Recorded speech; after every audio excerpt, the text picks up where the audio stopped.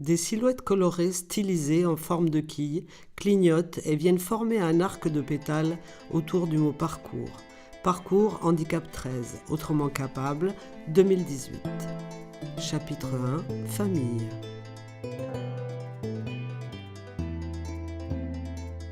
Une femme mûre, bien mise, cheveux courts, gilet blanc classique, les traits empreints de douceur, son visage occupe presque toute l'image. Elle ponctue ses phrases de petits hochements. Je suis Mireille, la maman de Cécile, diagnostiquée autisme infantile depuis la plus tendre enfance. Elle a 44 ans, bientôt 45 à ce jour. Elle s'adresse à la caméra. Et on a fait un long parcours ensemble qui nous a beaucoup transformés les uns et les autres, l'entourage, elle-même qui avance à son rythme, quelquefois un peu hésitant, mais avec des avancées qui nous réjouissent chaque fois et qui nous apportent vraiment la joie de vivre transmise par ses progrès, par sa joie personnelle aussi. Une photo de Cécile, jeune femme souriante au bord d'un lac d'activité nautique. Sur une autre, elle porte une casquette rouge, des cheveux à la garçonne, et caresse les naseaux d'un cheval devant son box, d'un geste de défi victorieux. Je ne veux pas dire de ça, elle a toujours été quand même assez tonique, mais elle était quand même très angoissée, très anxieuse, et il fallait débloquer ça. Elle a eu toute petite dans une école spécialisée le prix de la joie de vivre, et ça nous avait énormément réjouis qu'elle ait ça, parce qu'on m'avait dit oh ils sont toujours mortifères les autistes. Non. Elle est allée à une petite école qui s'appelle la Marie, c'était une petite école religieuse où ils ont été, comment vous dire, très ouverts, très accueillants. Elle a été dans un petit cocon presque familial, mais pas adapté à l'éducatif nécessaire à ce moment-là pour qu'elle fasse des acquisitions. Mireille semble revivre cette tranche de vie. Ponctuellement, elle faisait des petites merveilles. Une fois, elle m'avait fait un poème. La maîtresse m'avait dit, mais je vous promets que c'est elle qui l'a dit. Parlez de votre maman. Et elle avait dit, maman mousse, maman douce, et je ne sais plus ce qu'elle avait ajouté, un autre mot. Je vous promets, m'avait-elle dit, c'était sœur Jacqueline. Je vous promets que c'est elle qui l'a. Je lui ai dit, vous l'avez pas un peu soufflé dans l'oreille? Je le croyais à moitié. Mais venant de Cécile, comme elle est inattendue. D'autres photos. Cécile au golf, grande fille au corps harmonieux, posant bien droite, en t-shirt rose à paillettes, un micro à la main, son joli visage bronzé encadré des froufrous d'une tenue de fête.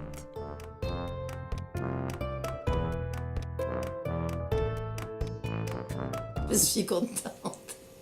Parce que c'est vrai que chaque petit pas en avant nous remplit d'une gratitude fabuleuse. On se dit, parce qu'on n'a jamais l'impression d'être au bout du chemin avec elle. Elle nous surprend encore. Hein. Il paraît que c'est un des points forts de l'autisme, cette capacité à évoluer malgré l'âge. Ou à cause peut-être.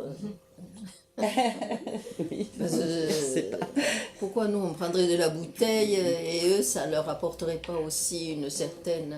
Je sais pas. Oui, des moments magiques, il y en a chaque fois qu'elle manifeste son bonheur ou ces petits attachements qui commencent. Par exemple, vous étiez toute surprise, ça a été assez bref, mais enfin, à un moment donné, elle a été amoureuse. C'était la première fois de sa vie. Alors, je ne sais pas comment ça va se terminer. Elle me dit, je lui ai dit, tu l'aimes toujours, Laurent? Non, non, non, non. Son frère, il ne l'a pas compris. Christophe, il a toujours envie de l'étreindre. Viens me faire un câlin. Je passe exprès. Et c'est vrai, il passe souvent 2 fois par semaine, hormis les temps de partage quand on prend un repas familial. Mais il passe pour sa sœur. Et lui, il veut lui faire un câlin, il veut qu'elle soit. Et elle préférerait qu'il lui arrange son portable ou qu'il lui fasse des trucs concrets de ce qui l'intéresse, elle. Et lui, il sait pas. Il sait pas qu'il peut ou qu'il peut pas, je sais pas, rentrer dans son monde. Mon mari aussi a un peu de difficulté à rentrer dans le monde de Cécile.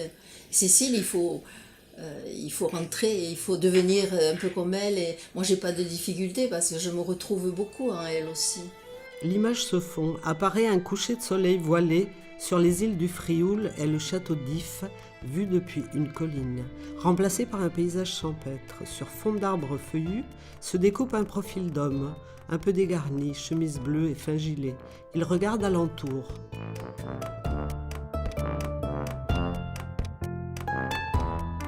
Bonjour, donc, je suis Hugues, et le papa d'un jeune adulte qui est en situation de handicap, qui a en fait une trisomie 21. Donc je suis le papa d'un jeune adulte handicapé. Je suis aussi le papa, enfin je suis aussi d'autres choses, quoi. Je suis aussi le papa de 3 autres adultes. Je suis aussi le mari de mon épouse. Je suis aussi quelqu'un qui a besoin de travailler, qui a besoin de voir les gens, etc. Des barques et des gabions qui parfois plongent glissent sur la surface verte et calme d'un plan d'eau du parc Borelli.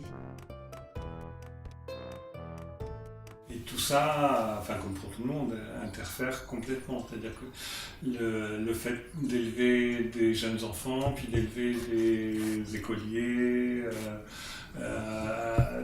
qui étaient, enfin tous les 4 complètement différents les uns des autres, mais avec David qui a quand même, on va dire, plus de différences que d'habitude.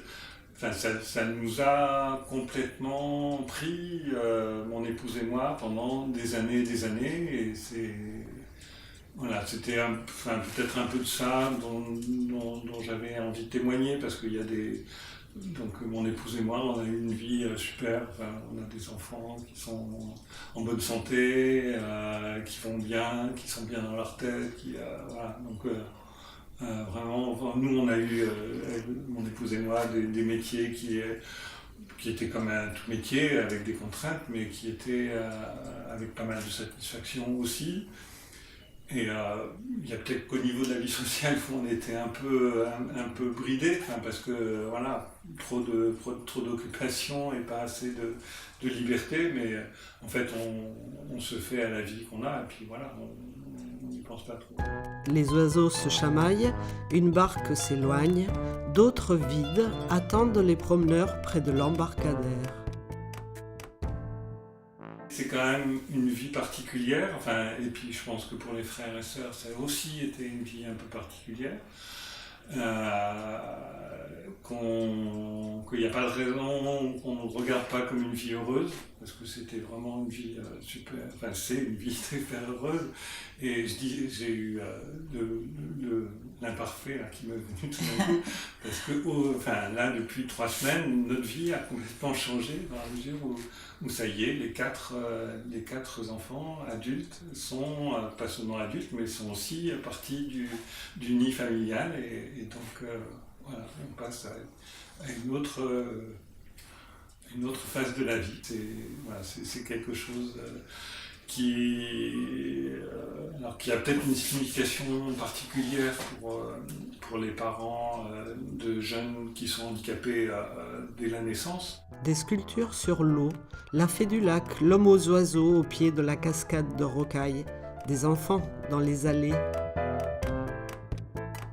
On a, comme les autres parents, vécu beaucoup autour de notre enfant handicapé, beaucoup autour de nos autres enfants.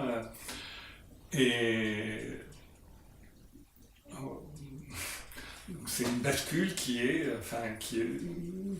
je sais pas, peut-être je me fais des idées, qui est plus lourde que quand mes autres enfants sont partis. C'était quelque chose, c'était essentiellement une joie, avec un petit peu de nostalgie, mais essentiellement une joie parce que c'était dans l'ordre des choses. Dans un manège qui clignote, un siège en forme de cygne baroque et flamboyant.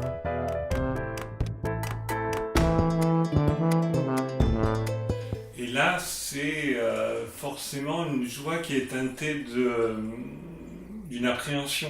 L'image se fond en rouge sur les ramifications d'un tronc d'arbre. Le vent et le soleil font scintiller les feuilles dans les buissons. Des ronds de lumière flottent dans l'air. Florence, elle n'est pas à l'image. La différence que j'ai pu rencontrer à un moment donné de ma petite vie, ou à peu près 7-8 ans, on passe d'un papa qui est ce qu'il était et un autre papa qui bascule à un moment donné dans entre guillemets le délire et du coup la maladie mentale au final. Donc c'est la rencontre entre voilà d'un avant et d'un après et la rencontre au final de quelqu'un qui est lui mais plus tout à fait lui. Les branches des massifs se balancent. La lumière joue dans le feuillage.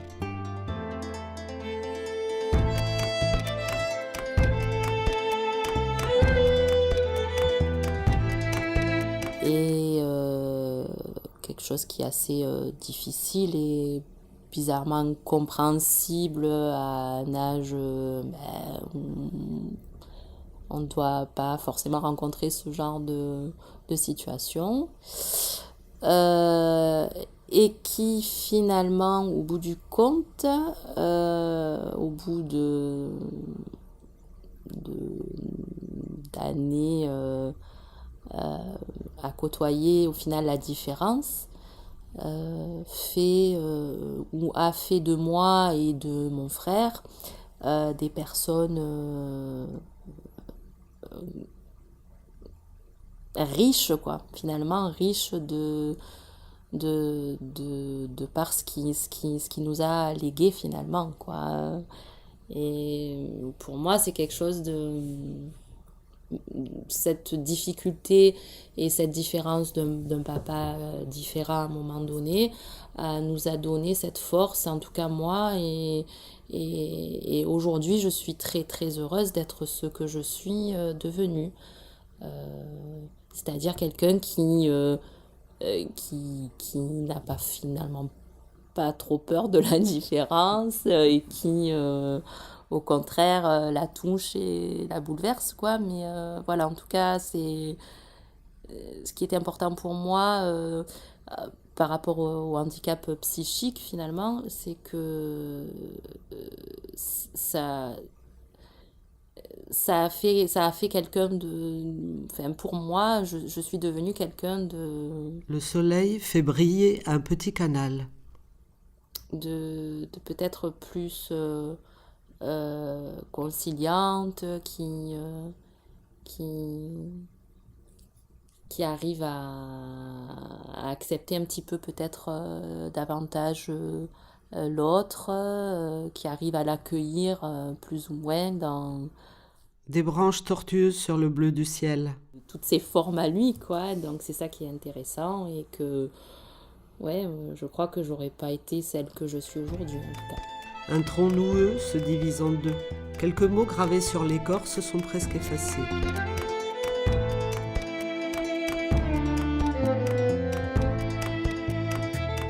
L'image se fond sur un jeu de société. Marie-Claire, mince, cheveux bruns, un visage ovale, de petites rides au coin des yeux, de fines lèvres. Sur son t-shirt, on peut lire « Jouons ensemble, au-delà de nos différences ». Elle rit, sourit. Derrière elle, le long d'une fresque représentant l'entrée d'un port, des jeux sont exposés. Donc je m'appelle Marie-Claire, Je suis née dans une famille de 5 enfants et ma famille m'a bien aidée, je dirais, dans mon enfance, dans ma scolarité. En tout cas, ils m'ont bien entourée. J'ai été à l'école du village où j'ai pu apprendre à lire toutes les lettres puisque j'y voyais un petit peu. Et ensuite, à 9 ans, j'ai appris le braille. Donc je dirais que comme j'ai vu un peu, j'ai eu la chance de pouvoir voir les images, les dessins, les couleurs. Et ensuite, comme je disais, j'ai appris le braille et ensuite j'ai perdu la vue, donc je suis rentrée dans une école pour non-voyants. Je me suis mariée pendant 28 ans, on a été mariés. Nous avons eu la chance d'adopter une petite fille non-voyante. Plus tard, on s'est aperçu qu'elle était autiste. Et c'est une chose quand même assez difficile à faire face à cette situation d'enfant non-voyant et autiste. Il y avait beaucoup de rééducation, il fallait l'emmener à droite et à gauche pour faire les rééducations d'orthophonie, de pédopsychiatre. Mais bon, on s'en sort. Donc j'ai aperçu votre fille tout à l'heure, elle a quel âge? Elle a 14 ans. 14 ans. Maintenant, elle est scolarisée à l'école de l'Arc-en-Ciel à Marseille. Et elle est en internat, donc elle part le lundi matin et elle rentre le vendredi après-midi. Des mains encastrent des pions sur un jeu en bois. D'autres mains placent au toucher des dominos. Les mains d'une joueuse classent ces pièces face cachée en les identifiant du bout des doigts.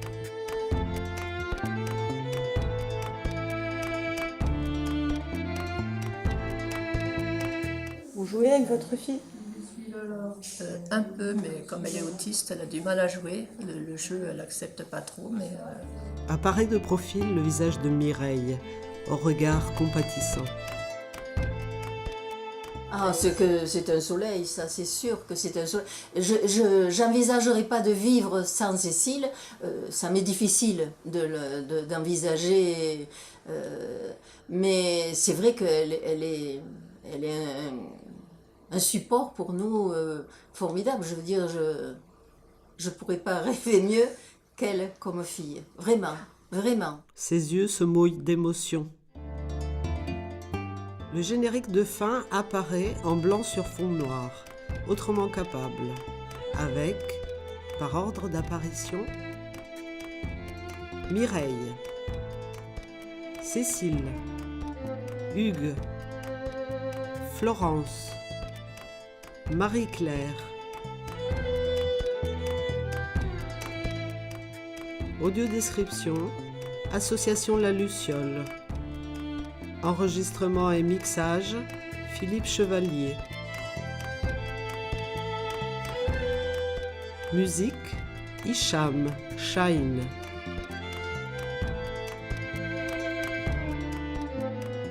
Réalisation et montage, Corinne Mathieu. Parcours Handicap 13, Marseille Nord, 2018.